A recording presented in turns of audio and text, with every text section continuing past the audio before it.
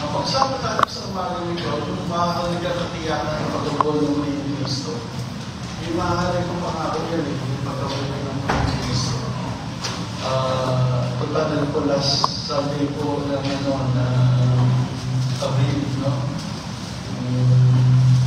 Nag-rendiwan ng pagkabuhay ng mga Jesus na wala ng sa lahat. Yung pong pagkabuhay ng mga Kristo, yung palimit na papangalan po yan sa amin sa pinamalaakay. Pero yan ay, ano yan, yung doctrine of resurrection is the foundation doctrine in the Testament. Foundation na. Diyan ang kasalanan, mahalagang araw. Diyan ang kasalalay ang ating pananampalataya na matibay na pananampalataya. Kasi pwede sabihin kasama ni Jesus, hindi naman nabuhay siya. Diba? Yung pwede sabihin sa puso mo si Jesus, hindi naman siya nabuhay na rin. Hindi mo pwede sabihin ang lahat ng bagay na meron ka. Kaya galing kay Jesus, hindi naman siya nabuhay na rin. Pero ang natin buhay si Jesus, kaya siya gumagawa sa buhay natin. Sinabi rin nga ni Pablo na magandang loob lang ako ng Diyos. At hindi po sa gawa ko. Tulong sa akin ng Diyos, kaya nagkagawa ko. Basahin natin yan sa Diyos. Siguro, bisahin po natin unang Korinto, Philippine 4:23. Kasi po sa Bible ko kaya yung papasok natin, bago I check makibasa ba ang boses eh. 15, 1-23, mga babayan, pakinggan natin. Ngayon, dito tayo para makita yung kikin.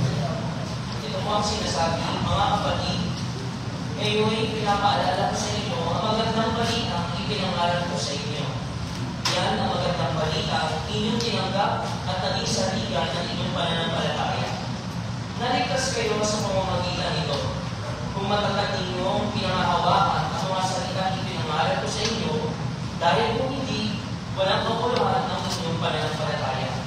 Sapagkat ibinigay ko sa inyo, ito ang pinakamalagang paturuan na tinanggap ko rin. Si Kristo'y namatay dahil sa ating mga kasalanan.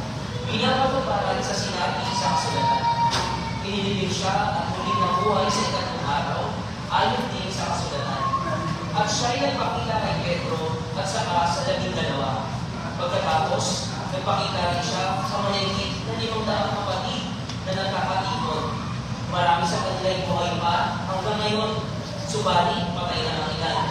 At nakita rin niya si Santiago at ang lahat ng mga apostol. Sa kauli-uli ay nagpakita rin siya sa akin, kahit na ako'y tulad ng isang batang ipinanganak ng di kapanalunan. Sapagkat ako ang pinakahamak sa mga apostol, hindi na ako karapat-dapat tawagin isang apostol, sapagkat inusig ko ang iglesia ng Diyos. Ngunit dahil sa kagandahang loob niya, ako'y naging isang apostol, at hindi naman nawala ng kabuluhan ang kaloob niya ito sa akin. Katunayan, nagpadala ko ng higit kaysa sinuman sa kanila. Subalit, hindi ito dahil sa sarili kong kakayahan, kundi dahil sa kagandahang loob ng Diyos na nasa akin. Kaya maging ako o sila, ito ang pinangangalan namin at ito ang pinaniniwalaan ninyo. Ngayon, kung ipinangangalan at namin si Kristo'y muling nabuhay, bakit sinasabi ng ilan sa inyo na hindi bubuhayin muli ang mga patay? Kung totoo yan, lilitaw na hindi muling binuhay si Kristo.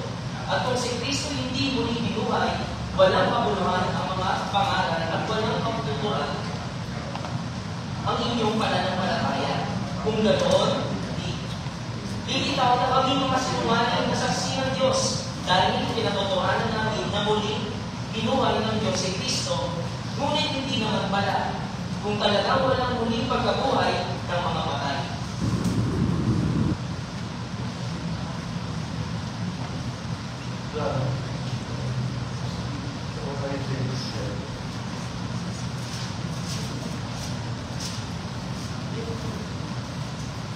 Sa pagpapatuloy po,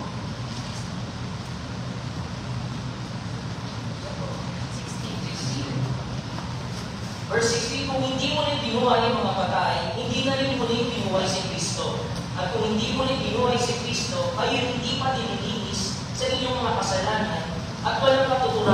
inyong mga pananampalataya. Hindi lamang yan, lilitaw pa na ang lahat ng namatay na sumasampalataya kay Kristo ay mapapahamak.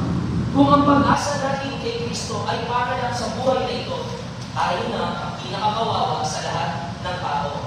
Ngunit ngayon, si Kristo ay muling binuhay. Ito'y katibayan na muling bubuhayin ang mga patay kung paano dumating ang kamatayan sa pamamagitan ng isang tao, kaya hindi naman dumating ang muling pagkabuhay sa pamamagitan din ng isang tao.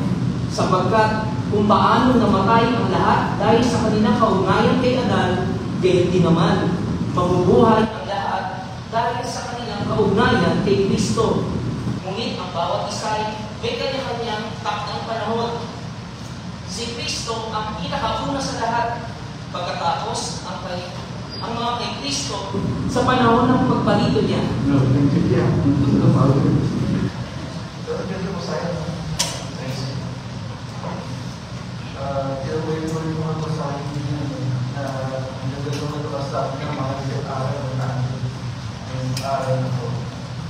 Dapat na sa mga rin may hindi ang matiyakan ng pagkabuhay. Ito yung paano yung kakiyakan ito ng pagkabuhay. Sabi natin sa teksto, alalahanin muna natin, no, pagmatayan ng Kristo. Yung pagmatayan ng Kristo, no, pinagkano siya ni Judas, pinagkaila siya ni Pedro, tapos yung desisyon, si Pilato, kailangan si Barabbas. Ang palayain siya, ay pako sa krus. Itong background ko, no, yung pagdurusa na nangyari sa kanya, ito pa rin ng kamatayan para sa ating mga kasalanan. Yung substitution siya, no? Siya dapat ay pumatay sa krus, pero ipinalit niya ang kanyang sarili. Itong larawan ng kamatayan ng Kristo, ito yung pinadakilang halimbawa ng pagmamahal ng Diyos. Christ showed His love for us while we were sinners. Christ died for us. Napatay siya ko. Pinakita niya yung pagmamahal niya sa atin. Pagmamagitan ng krus, parehapan na tungkol sa isip mo, pagkapano sa krus, ang kanyang kamatayan. Makikita mo natin kung paano niya tayo kadakilan ng minahal. Yun ang kaibutuhan ng pagmamahal sa atin. Yung makikita natin at lalahanin natin ang pagmamahal sa krus. Ngunit ang ibang ginagawa ay patungkol din sa pagkabuhay ng muli. Patungkol din sa pagkabuhay ng muli. Sabi niya sa verse 3 o 4, ipapos tayo ito. Sapagkat hindi mo sa inyo pinamagandang aral na itinanggap ko. Ano yun? Si Kristo yung namatay dahil sa ating kasalanan. Yung mahalagang aral. Yung ay katuparan at sasabi sa kasultan. Pang-apat, ang mahalagang aral ay inilibin siya at muli na buhay. Yung mahalagang aral sa kantong araw ay sa kasultan. Yun ay ibig ba sabihin, dito makikita natin ang Ebanghelyo ay patungkol din sa pagkabuhay ng muli. Ang mahalaga ito na malaman natin na buhay si Jesus. Pakinggan mo.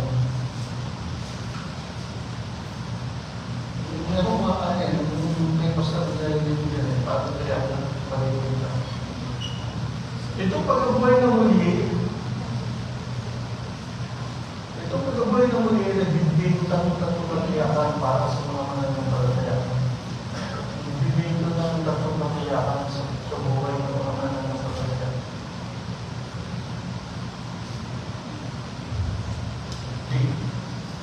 Ano tatong katiyakan ang binibigay ng pagkabuhay ng muli sa mga mananampalataya? Ano tatong pangako ang binibigay ng pagkabuhay? May pangako siya eh. Kapag nabuhay ang pagkabuhay, may pangako ako. Una, ang katiyakan na mayroon tayong tagapagligtas. Diba? Nabuhay si Jesus para matiyak natin na tayo ay mayroong tagapagligtas. Pangalawa, ang katiyakan na mayroon tayong kaligtasan. No? Ang katiyakan na mayroon tayong kaligtasan, ibig sabihin na kaligtasan na hindi tayo pupunta sa impyerno, ibig sabihin sa lahat ng bagay, ibig sabihin complete salvation. Package deal. In the present, in the past, in the present, in the future. Ibig sabihin, ang resurrection ay means already to last as part time. Sa lahat, pinagaya tayo sa kasalanan. Sa kasalukuyan, may kapangyarihan ito para maguhin ang lahat natin pangangailangan. May kapangyarihan ito sa future, meron tayong pag-asa na dahil alam natin si Jesus ay buhay. Pag-aralan po natin yung tatlo, Lula, ang katiyakan na meron tayong tagapagligtas. Verse 1 to 7.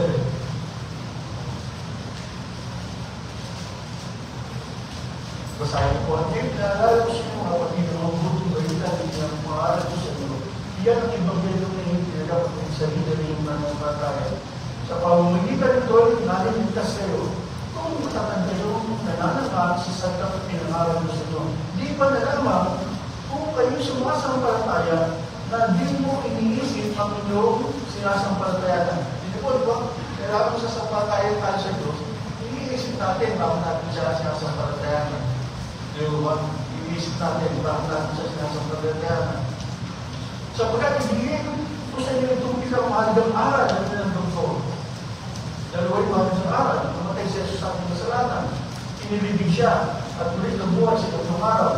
At siya napakita yung mga evidence, no? Nagpakita ni Pedro sa 12, at tapos napakita sa mga naniwala ang kapatid, nagkakatipon. Marami sa kanila, buhay pang ngayon, magubay ng edad, patay na ang lahat, at napakita niya kay Santiago, sa mga apostol na sama-sama noon, sabi ni Pablo, napakita niya sa akin. Yun ang ebidensya yung pagkabuhay ng muli, di ba? Pag sa korte, hindi ka pwedeng nanalo, wala kang ebidensya, at wala kang witness. Diba? Yun ang mga witnesses, 500 people, 40 days. Muna, 40 days siya, pero 40 days diba? 40 days, lumalim na siya rito. Parang katapos siyang mabuhay ng muli na ipinakita niya na siya'y muli nabuhay. Yun ang unang katiyakan na meron tayong tagapagligtas. Meron tayong Savior. Di ba? Kailangan natin yun kasi hindi natin kaya ligtas sa sarili natin. Kailangan natin tagapagligtas. At isa lang tagapagligtas sa akin to verse 4, verse 1. Kaya so Kristo lamang matatagpuan ng kaligtasan. Walang pangalan na ibigay sa sinong lalaki na sukat natin ikaligtas. Ibig sabihin, walang kanya tagapagligtas, kundi si Jesus lang. Si Jesus lang ang tanging tagapagligtas. Bakit siya ay tagapagligtas? Una, dahil ang pagkabuhay ng muli ay nagsasabi niya si Jesus ay anak ng Diyos. Roma chapter 1 verse 4, pakibasa ko. Dahil ang pagkabuhay ng muli ay nagsasabi o nagpapahayag na si Jesus ay anak ng Diyos, Panginoon ni Diyos. Ito po sa kanya na, ang Panginoon sa Kristo, tungkol sa kanyang magiging tao. Siya ay pinanganak at dahil na rin, bali tungkol sa kanyang pagkakas. Pinanungay ng Banal na Espiritu na siya ay anak ng Diyos, mga mag-iso na ng mga magagawa, ang kanyang magiging pagkakas. Pinapakita siya anak ng Diyos sa pamamagitan ng makapangyarihang gawa, ano yun? Ang kanyang muling pagkabuhay. Yun ba? Pinapakita ko kung hindi siya Diyos, hindi niya kaya gawin yun. Yung sabi nga niya, ayaw ibigay ang buhay ko, ayaw ko yung buhay. Ano, sabi niya? Ayaw ko, may kapangyarihan na ibigay ko ang buhay ko. Yung kapangyarihan na ibigay ko. Ibig sabihin, kaya na kaya gawin yun, dahil siya ay Diyos. Diba? Dahil siya ay Diyos. Kaya dito makikita natin, lahat sa mundo ito, meron mga nalalaman, may mga naging ari, pero namatay din sila. Diba? Namatay din sila. May mga pilosopo na namatay katulad ng mga kahit ako ng philosopher ay si Plato. Si Plato ay the first philosopher. Pero yung matalino, academically, matalino siya. Pero kahit sinong matalino na nabuhay sa mundo, namatay din sila. Katulad sila ng mga na walang alam, walang pinag-aralan. Pareho lang namatay. Maging ang mga religious leader, no? Lahat sila ay nasa kanilang libingan. Si Buddha ng Buddhism. Namatay. Si Brahma ng Hinduism, namatay. Maraming followers siya. Grabe yung mga followers niya. Diba? Sa India, sa China, diba? Sa ibang bansa, maraming followers siya. Maraming believer yan ng Buddhism, tsaka Hinduism. Si Muhammad, ng Muslim, namatay. Di ba? Namatay. Wala ka siyang katibay. Ang siya ay nagbuhay na muli. Yung mga ito, marami yung followers. Dumadami sila. Di ba? Magaling sila. Nagbibigay ng mga pera yan. So, mahalaga, di ba? Isang bali-bali. Tarang sa atin. Minsan sa Middle East. Di ba? Convert ka lang ng Muslim. Di ba? Talagang na ito. Sino pa? Si Karl Marx ng communism. Marami yan sa Germany. Marami yan sa Russia. Marami yan sa China. Ng communism. Sa atin, dami yan. Mga Buddhist student pa. Tumatagal ito yan. Diba? Tumatagal ito ang mga communism. At sa last day, yan ang maghahari. Gagawin nila one government. Communism. One government. Ibig sabihin, one government. Pantay-pantay ang tao, lalong mahirap, lalong mayaman. Para pantay-pantay, kailangan may 666. Pag makakabili ka, mahirap naman, mayaman pa ba, pare-pareho magbibili. Yun ang pahihiratin. Di ba? The last days. Ng 666. Communism. Talagang yan, pabilisin na mag-spread. Kaya ang tawag sa Pilipinas, kasi ito lang pinaka-matibay na in the last days na ginagamit ng Panginoon, kaya marami ngayon ang missionero sa Pilipino. Kasi tayo last glory na mag-spread kung gano'n kasipag ng Muslim. Grabe kasipag ng Muslim. Tingnan yung mga palengke na, lahat ng palengke, kahit sa silang sa Indang Sa Indang, dahil Indang, pagpunta namin ito, dahil ako yung pardahan ng bus. Punta ako sa mundo, ang sila mo, hindi nila po Muslim. Dito, di ba? Ganun sila mag-spread. Ganun sila. Ang influence nila sa gobyerno, grabe, ang dami nilang holiday. Pitirin ko, di ba? Ganun sila. Sinipag. Mag-spread na kanilang belief na kanilang paniniwala. Kay Muhammad. Diba kay Muhammad? Maging ang maraming maging sino. Diba? Kaya natin, namatay ng Pope Francis. Bantay natin, tingnan natin kung bubuhay na muli. Pero wala pang po na nabuhay na muli. Marami na yun po. Di ba? Pero salamat ang mga Kristiyano. Ang mga Kristiyano, Christianity is the only religion that hindi originator. Ang mga Kristiyano lamang ang religion na mayroong buhay na may bigla. Tanging si Jesus lamang ang leader ng mga religious group ang nabuhay at salamat sa awa at abang ng Diyos. Sa biyaya at tulong ng Diyos ang pagkanay. Dapat bilang tayo doon sa leader na Diyos na buhay. Walang iba, kundi ang Panginoong Yesu Cristo.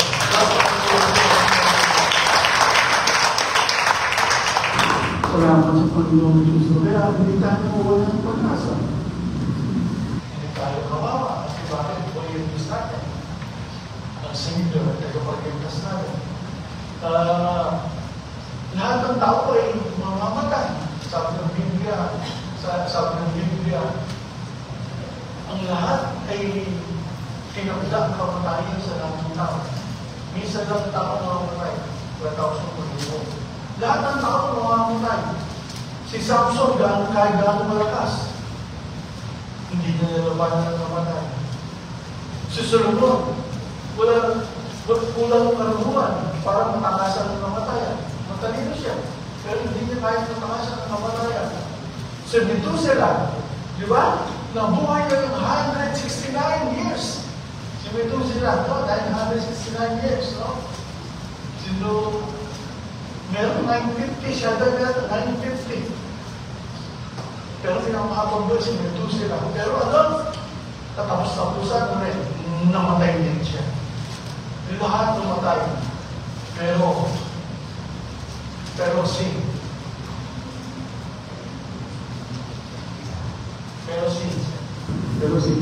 Pero si Jesus lamang ang nagtagumpay sa kamatayan. Amen? Tanging si Jesus lamang ang nagtagumpay sa kamatayan. Verse 26, no? Sabi ganito sa verse 26. Hindi ito pala masabi. Sapagkat si Jesus ay dapat maghari hanggang sa malupig niya at lubusang mapasuko ang kanyang mga kaaway. Ang huli ang kaaway na kanyang masusukuin ay ang kamatayan. Ang huli ang kaaway na kanyang masusukuin ay ang kamatayan. At ang sabi ng verse 57, isasama tayo. Context to sa context. Isasama niya tayo. Kasi ang context ng 1 Corinthians 15 about resurrection. Hanggang 58 ka. Kaya tayo matatag at masipag paglilingkod sa Diyos at hindi mawawala ng bulan kasi meron pagkabuhay ng muli. Doon sa pagkabuhay ng muli, makikita natin yung paglilingkod natin hindi nasayang. Doon sa pagkabuhay ng muli, makikita natin yung paglilingkod natin may kabuluhan. So verse 7 sabi, "Ngunit salamat sa Diyos, tayo'y may tagumpay dahil kay Kristo Jesus." Dahil si Jesus lamang ang nagtagumpay sa kamatayan, isasama niya tayo sa paradag ng tagumpay sa pagkabuhay ng muli. Amen? Amen? Purihin ng Panginoon po. Ito ang palatandaan ng bukti. Ito ang palatandaan ng kanyang pagkadiyos. Ito ang palatandaan ng kanyang pagkadiyos. Psalm chapter 18:22. Sabi niya, yung building na yan, yung sa iguon niya, sa loob ng 3 araw, hindi tatayo. Kaya sabi niya yung kamatayan. So, Matthew 12:40, sabi niya, kung paano si Noah ay nasa loob ng tiyan ng isda, gawin din ang ating tao. 3 araw, sa ilalim ng lupa, muli siya ng tinuluwa ng lupa, katulad ng tinuluwa ng isda. Sabi sa John 10:17-18, basahin ko yan. Ang ganda po yan. Yan, basahin natin. Pakibasa po.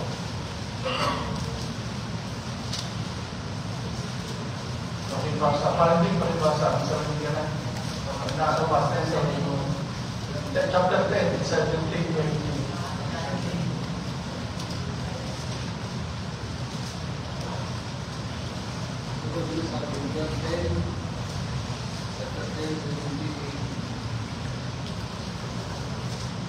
Dahil dito'y binalo ko ng mga sapagkat nilaari ko ang buhay ko kung hindi ko yung puso. Walang makakakuha ang aking buhay. Usapan kong bibigay, mayroon kong kapangyarihan bibigay. Ito ay mayroon akong kapangyarihan kunin ito muli. Ang utos na ito ay tinanggap ko mula sa aking ama. Yun. Kapangyarihan siyang bibigay, meron pa rin siyang kaya ng luwan, meron siyang kapangyarihan itayo, ikunin niyang mulito, dahil Kristo sa kanyang ama. Ibig sabihin, kaya tiyak na tayo ay may pagligtas dahil si Jesus ay Diyos na buhay. Kaya, meron tayong katiyakan na meron tayong tagapagligtas. Diba, may Savior tayo. Hindi mo, sabi ni Pablo, gusto kong gawin ko na magawa. Pero yung ayaw kong gawin ko ang ginagawa ko, ngunit salamat sa Diyos. Merong Jesus na tagapagligtas na magliligtas sa akin sa kawawa kong kalagayan. Diba? Pag may kayo na tayo, nakakaawa tayo. Kasi bakit kayo na yun, sasaktan ka nun. Panulubutin ka nun. Gugulin mo ng utak mo. Magkalooban mo, kapag-abagin mo. Nakaawa ka, di ba? Kasi kailangan na meron ka. Kaya salamat sa Panginoong Jesus. Meron tayo tagapagligtas na meron kakayahan na tayo piligtas sa ating mga kahinaan. Hindi natin kaya iligtas ang sarili natin sa ating kahinaan. Isa lang ang tagapagligtas na magpapalayan sa ating kahinaan. Walang iba, kundi ang Panginoong Jesus. Dahil siya lamang ang nag-iisa na Diyos na buhay, na Diyos na ating tagapagligtas. Purihin ng Panginoong Jesus.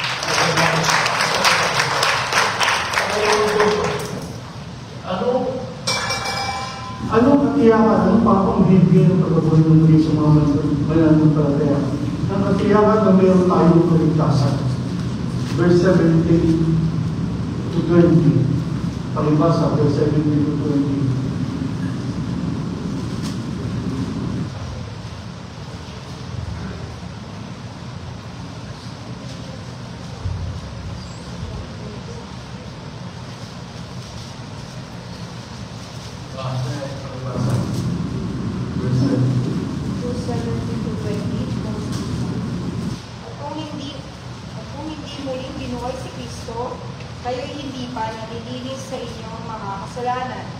Walang katuturan ng inyong pananampalataya. Hindi lamang iyan, nilikaw pa na ang lahat ng namatay ay sumasampalataya kay Kristo ay napahamak.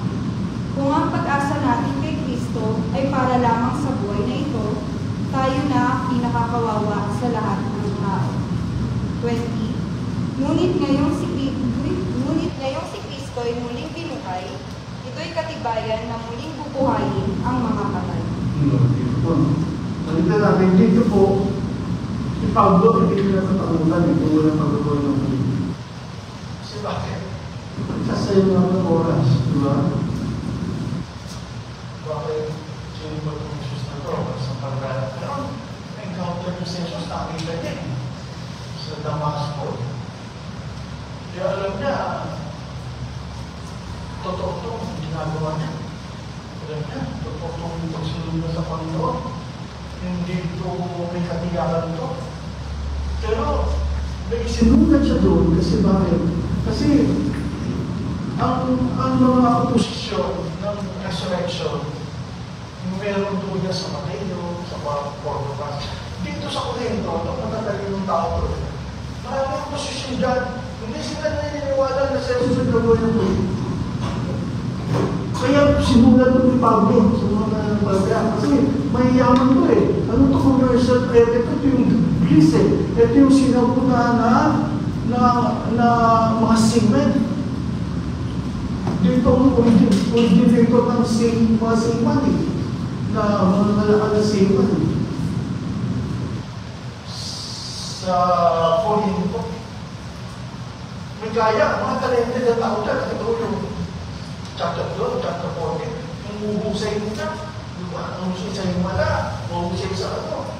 Sa mga pananampalataya. Lahat ng Diyos sa kanila eh. Pero ginagamit nila nga, isa hindi lang tama. Isa hindi tama. Mga paraanan. Kaya si Pablo, pagkumpara ito sa litab na ito, ako, galit din naman sa Pariseo, patayin mo nila, patayin ako. Ang dahil ako may misis eh. Galit naman sa pagkugabi siya eh. Nakapasok siya sa mga gobyerno. Pati hindi na, sabihin lang siya eh. Pati ka magalang niya, nakapasok eh, di ba? May nakalit mo ka magalang niya. Patayin ka lang. Sabi ng mga sa ang kalito si Pablo na may kaya. Pero sabi niya, ito naranasan ko, kung naman ako sa akin ng Diyos, hindi ako gumagawa nito. Kinabagan lang ako ng Diyos, kaya akong gagawa ito. Di ba? Ginagawa lang ng Diyos na makabuluhan ng buhay ko. Kaya ako naranasan ito. Kaya, dito nakita niya, ano yung nakatakot na ni Pablo kung walang pagkabuhay? wala pagkakuha sa verse 13, tayo din nabubuhay pa sa kasalanan kung nakabulan natin pananampalataya. Ibig sabihin tayo lahat ng kasalanan pa. Lahat tayo pupunta sa impyerno kung hindi nabuhay sa Jesus. Kung hindi ka naniniwala ng buhay sa Jesus, pupunta ka sa impyerno. Diba?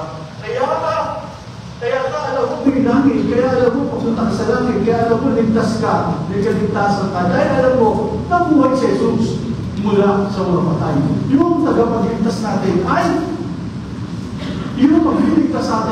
Diyos na nabuhay na muli sa mga patay. Amen? Pagiging ng Panginoon. Panginoon, sabi sa verse 18, yung mga namatay ay napahamak. Ibig sabihin yung mga nanay ko. Wala pa sa langit ang nanay ko. Siyempre ito. Diba? Namunta kasi. Tapos nag-general pa ako. Diba? Yung mga naniwala, napahamak sila. Tapos doon sa verse 18, tapos sa verse 20, yung mga tao hindi nabuhay na muli, naniniwala nila na si Jesus, wala silang mga pag-asa. At sila na, kinakakawawa sa lahat ng tao. Ibig sabihin, yung pinagawa natin ito, tayo na nakakawawa sa lahat ng tao. Diba? Walang kabulan ang ginagawa natin ito. Pero alam natin, makakata tayo namin kay Jesus. Dahil si Jesus ay Diyos. Diyos siya. Diyos sa buhay. Siya ang Diyos sa buhay na kinakatawa. Siya ang Diyos sa buhay na sinasayaw natin. That Jesus is alive. Let us know His victory and great has been denied. Jesus lives forever. He's alive. He's alive. Bulihan niya. He's alive. He's alive. Buhay ka, Panginoon Jesus. Buhay ka. Kaya hindi tayo mga kawawa sa mundo ito. Tayo ang mga tao na puno-puno ng pag-asa. At tayo ang mga tao na may katiyakan na darating araw, bubuhayin tayo muli ng Panginoon at sasabi tayo sa kanyang bibig doon sa langit. Salamat sa Panginoon Jesus na magdadala sa atin doon sa langit. Sa Jesus, ang lahat ng Diyos. Dahil kay Jesus na Diyos na po, sabi ni Pablo, si Jesus ang naghingan sa akin sa minuto. Kaya ko ni Jesus sa minuto, bibigyan ko talento na pangalan ako, lahat ginagawa niya sa akin. At hindi lamang yun, papasok na ako. Siya rin ang magdadala sa akin doon sa kanyang kaharian sa langit. Verse 2 Timothy chapter 4, verse 18. Verse 18. Kaya meron tayong kaligtasan. Hindi ang kaligtasan natin. Pag sinabi kaligtasan, hindi ko kaligtasan tinatawag sa ilan sa lahat ng bagay. The resurrection meets all our needs. It meets all the aspect of our needs in our life. Lahat ng pangailangan natin sa buhay ay kinakatagpo ng pagkabuhay ng muli. Ni Jesus in the past, inalaya na tayo. In the present, may kapangyarihan. Tayo na pabuhay kasi alam natin, buhay yung makapangyarihan ng Diyos na gumagawa sa buhay natin sa pamasalukuyan. At sa sa kinabukasan, mayroon tayong pag-asa. Dahil alam natin kung paano siya sa buhay muli, bubuhayin din tayo muli ng Panginoong Yesu Cristo. Ganoon ang katiyakan ng kaligtasan na binibigay ng pagkabuhay ng muli. Ngunit si Jesus ay nabuhay ng muli sa kamatayan. Verse 20.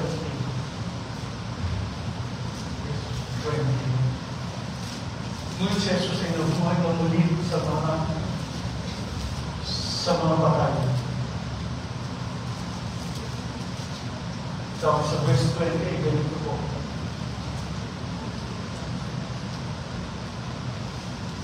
Ngunit ang totoo, sabi niya, si Kristo ay muling binuhay bilang katibayan na muling bubuhayin ang mga patay.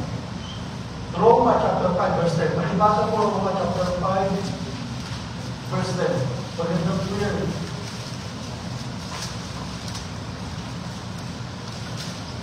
Roma chapter 5, verse 10. Palibasa po.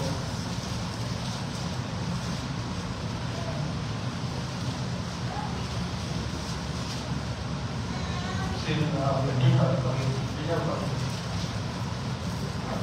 Mga kain o sinasabi, dati tayo kaaway ng Diyos, ngunit tinanggap niya tayo bilang mga kaibigan sa pamamagitan ng pagkamatay ng kanyang anak.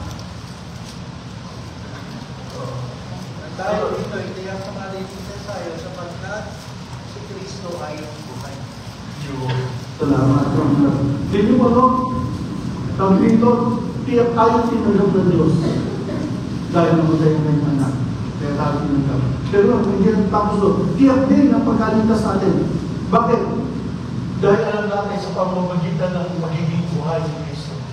Yung Diyos natin, kasi Jesus ay buhay, na patuloy, kasi ang proseso ng pagligtas sa atin ng Diyos, sabi nga sa Pilipos, you must hold up your salvation.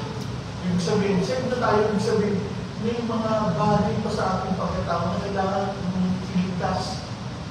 Mga witness natin. Diba? Nagbukas yung mga talent natin, yung potential. Maligtas tayo na yung potential na yun, yung talent na yun, nakatapo. Diba? Maligtas tayo doon, makalaya yun, na magagamit natin. At yung magiging mga witness natin, nasa proseso. Ang ating yung katiyakan ng kaligtasan. Pero yung katiyakan ng kaligtasan na may buhay na walang hindi tayo, tando na yun. May pala, meron tayong buhay na walang gan. Pero kahit meron tayo yung buhay na walang gan, meron pa rin mga kailangan tayo, meron pa mga talent na dormant. Diba? Tulong mo. Na hindi. Nakahaluman. Diba? Hindi siya kalaya. Para magamit siya. Nakabilanggo pa siya. Di ba? Sa atin. Kaya kailangan natin ng kaligtasan ng Panginoong Jesus. Kasi, kaya ang ating kaligtasan dahil, bakit? Dahil buhay ang ating Panginoong Jesus Cristo. Amen? Pagkain ng Panginoong Jesus. Kaya dahil buhay si Jesus, lahat ng negatibo, pinatatakutan na si Pablo ay napalitaw ng mga positibo. Yung ba? Dati tayo, dahil nung nalaman natin si Jesus ay buhay, nagkaroon tayo ng pag-asa, nagkaroon tayo ng positibo pananaw sa buhay. Dahil totoo, hindi ko kaya gawin ito sa buhay ko. Pero si Jesus, na aking kaligtasan, kaya niya gawin. Totoo, hindi mo kaya kumasenso sa buhay. Pero dahil si Jesus ay buhay, ang aking tagapagligtas, ililigtas na ako sa kahirapan. Ililigtas na ako sa gawa ng dimong ng diabo. Ililigtas na ako sa kamangmangan. Di ba?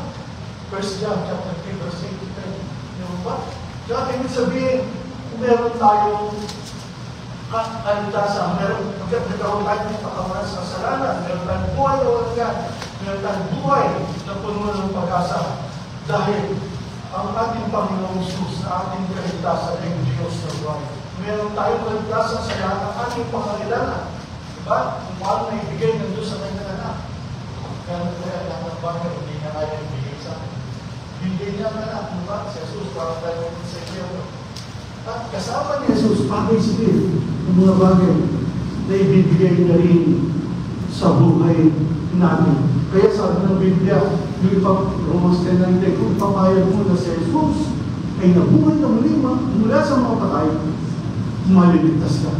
Sa pagpapahayag ng iyong gabi na galing sa iyong puso, at ano pa na sinabi mo, maliligtas ka. What you confess, you will possess.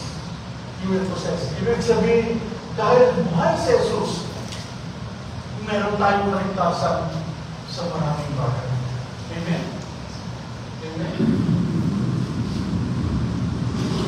Maraming bagay na imposibleng maligtas ang tao. Ako po maraming bagay na imposibleng maligtas ako. Sa nagpapata sa mga sa... Kasi, wala kami background na maganda ng mga kundang ko. Tapos yung mga kundang. Ano yung katiyakan ko, diba? Ako, alam ko, ang alam ko doon sa buhay ko, Kasi nakatira kami sa squatter area, ang dagat. Yung matatanda doon, nakukulog na gano'n. Tapos mga kulubot na, bata pa kulubot na mga ano. Di ba? Tapos mga nangingipin sa tabong dagat. Tapos mga kinakain, nangingipin ng bahay. Tapos yung mga bata, yung mga tao, nag-aasawa na, dami ng anak. Ganito, kung bayan mo ito. Nakita mo, sabi ko, ito na magiging buhay ko. Kawawa naman ako. Ano ba? Kaya sabi ko nga, nakahilingan mo sa Diyos. Nakilala ko Diyos, buti pa ko yun, buti ko ng buhay ko. Patayin na ako. Gusto ko na mamatay. Diba? Pero dahil kay Jesus, ikaw at ako, nandito tayo. Huwag mo nang mag-asa. At may ginagawa pa ng Jesus dahil siya ay Diyos na buhay na kumikilos sa ating mga buhay. Amen? Nagiging at siya.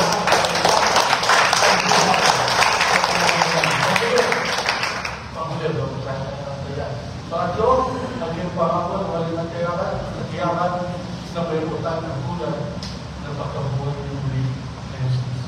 Kung paano siya sa inyo, buhay ng muli sa mga patay, tayo yung muli buhay ng pagkabuhay ng muli na katawan ng Kristo, no? Yung buhay ng muli na katawan ng Kristo, at sabi sa Romans 8:11, yung Espiritu na lahat ni Jesus, yan siyang bumuhay ng muli sa kanyang katawan, sa kanyang buhay. Yung Espiritu ang bumuhay ng muli sa akin. Yung Holy Spirit na nakatira kay Jesus, na bumuhay ng muli sa kanya. Yung Holy Spirit na nasa atin, yun ang bumuhay ng muli sa atin. Ang Holy Spirit na sa atin, siya rin ang bumuhay ng muli sa atin. Di ba? Tapos sabi ron, yung pagkabuhay ng muli, nakatawan ni Kristo, kumain siya eh. Sabi na Tomas, tawagan mo nga ako. Tawagan, wala naman ba? Meron mong pagkain dyan. Sabi ni Jesus, di ba? Kumain siya. Tapos sabi ni Jesus, ito yung muling nakasalo-salo natin, pagdating natin sa langit, magkakainan ulit tayo doon. Sabi ni Jesus, di ba? Magkakainan tayo doon. Hindi na mauulit dito, pero doon sa langit, mauulit doon ang kainan natin. Di ba? Ibig sabihin, pagdating sa langit, may mga prutas, doon sa paraiso doon. Yung puno, ito ang bunga. Lahat, papagaling. Nagbibigay ng lakas, yung mga bunga doon. Ibig sabihin, kung kumakain tayo dito, sa pagkabuhay ng muli, kakain ulit tayo. Mas masarap ang kakainin natin sa pagkabuhay ng muli ng natin kasama ni Jesus. Amen? Kaya, kung hindi kayo nakakaranas ng masarap ng pagkain dito, pero may kaya naman sa sabi na Damigin naman, pero kay Adrian, kailangan siya, bagong pumunta ng Adrian, yung tinutawa na siya, kaya yung Diyos, ito rin ang Panginoon, ganda-isip po natin. Kaya pa naman na katulad ng buhay si Kristo, pinakaunang bunga ng pagkabuhay ng siya ang the first fruit of the harvest of resurrection is Jesus. At sabi ko, tayo ay ganito. Siya ang una, siya ang unang bunga, tayo ang susunod na bunga ng pagkabuhay ng muli. Yun ang katulad ng pangako, pag-pagsin. Tayo ay mabubuhay ng muli sa pagbabalik ng ating Panginoong Jesus. Di ba? Tapos sabi, kakalibuhin ito. Pakibasa po natin. Hindi na po yan. Huwag ka na sumunod ka. Unang Thessalonica, chapter 4, 13 to 18. Maganda po yung aral ni Sabyan. Mahalagang aral niya.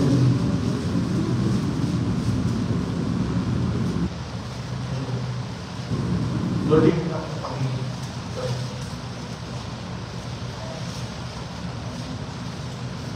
ngunit, hindi namin ibig na kayo hindi makaalam, mga kapatid, tungkol sa mga tutulog upang kayo huwag magubay na gaya ng mga iba na walang pag-asa.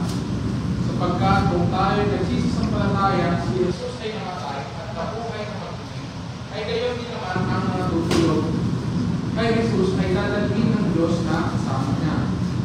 Sapagkat ito ay sinasabi namin sa inyo sa salita ng Panginoon, na tayo buhay na nakikira hanggang sa pagbalito ng Panginoon ay hindi tayo mauuna sa anumang paraan sa nangatutulog. Sapagkat ang Panginoon din ang ibababang mula sa langit na may isang sigaw, may tinig ng arkanghel at may pakpak ng Diyos. At ang namamatay kay Kristo ay unang mabubuhay ng muling. Kung magkagayon, tayong mabubuhay na nakikira ay aagawin kasama nila sa mga alapaap upang salubungin ang Panginoon sa amin. At sa ganito, isa sa Panginoon tayo magpakailanman. Kaya, mga kaaliwan kayo sa isa't isa ng mga salitang ito. Yung kaaliwan natin ito, makakapilit natin lahat ang Panginoon. Yung ba? Kaya makakasama niyo tayo. Yung mga una, kukunin na kung dumating siya dito po tayo, lalapyo tayo. Lalapyo tayo. Yung mga isang man, nakikita natin, pangwakas. Pangwakas na tayo. At dahil wala tanong kaya pa sa mga halong natiyakan mo, yun. Meron tayong teleconference. Meron tayong paligtasan. At meron tayong kapulad ni Jesus na pagkabuhay ng muli. Si Jesus ay nabuhay ng muli at buhay ng pakailanman. Paano ginagawa ito ang buhay ng mga ito? Naranasan mo ba ang kapantagan na alam mo si Jesus ay nabuhay muli? Masaya ka ba dahil ako naman yung pagpunta? Masaya ka ba dahil may problema ka? Hindi ka lang paligtas na ang problema mo. Diba? Unang problema hindi kaya solusyonan ni Jesus. Tayo, hindi natin limitado tayo. Sa buhay na walang hanggan, limited ang buhay sa mundo ito. Pero, sa buhay na walang hanggan, unlimited. Walang hanggang buhay. Walang hanggang kasiyahan. Pati pagkain. Pagkain pang dami ito. Kaya, masaya ka ba? Pati, hindi ka kaya pa ka ba dahil alam mo meron ka kaya palitas? Kung alam mo meron ka, hindi mo meron ka kaya. Kaya alam mo meron ka pagkipas ka, sasaya ka. May bagong kaligtasan ka mararamdaman sa akin. Pangalawa, meron ka kaligtasan doon sa akin. Pangatlo, may pagkabuhay ng muli na kabulad na Jesus na mararamdaman sa akin. Yan, sa buhay nito, salamat, nagkakula at nabigyan tayo ng Diyos ang buhay. At ang buhay niyo, ginawa ng Diyos ang mga nagiging masaya. Nagiging mo natin ang buhay na binigay ng Diyos ang buhay. Bumunod ang abad at awan na nagiging kasaya talaga ang buhay sa buhay.